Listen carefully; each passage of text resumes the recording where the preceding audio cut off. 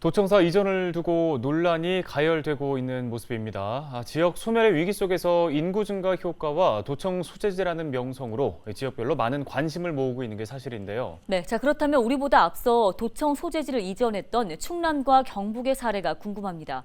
다른 지역의 현실을 보고 우리도 해법을 찾아보는 건 어떨까요? 계속해서 박건상 기자가 전해드립니다. 푸른 잔디와 어우러진 현대식 건물이 눈에 띕니다.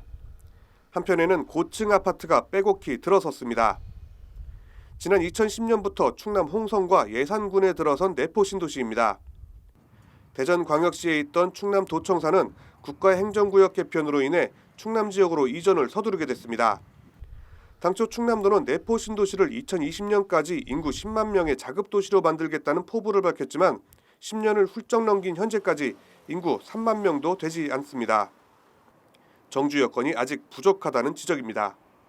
직원들은 아직도 이제 자부담으로 해서 주택은 그 비용을 지불하면서 아직도 대전에서 다니고 있는 경우가 많습니다. 그 교육 문제, 또 가족들의 그 문화적인 여건이나 이런 부분 속에서 어떻게 할 수가 없는 거죠. 반면 지난 2016년 도청 이전을 완료한 경북도청 신도시 조성 사업은 초기 단계지만 고무적인 모습입니다. 경북도청도 안동과 예천군 일대에 조성되면서 젊은 도시로 변모하고 있습니다. 여기에 신도시 활성화를 위해 기업 유치에도 나서고 있습니다.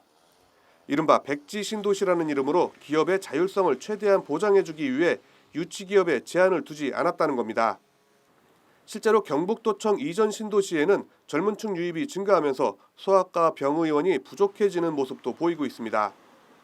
신도시가 조성되고 지금 주민등록 인구가 2만 1,000명 정도가 됩니다.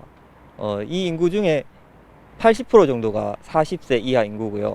평균 나이가 32.8세로 아주 젊은 도시로 조성되고 있습니다.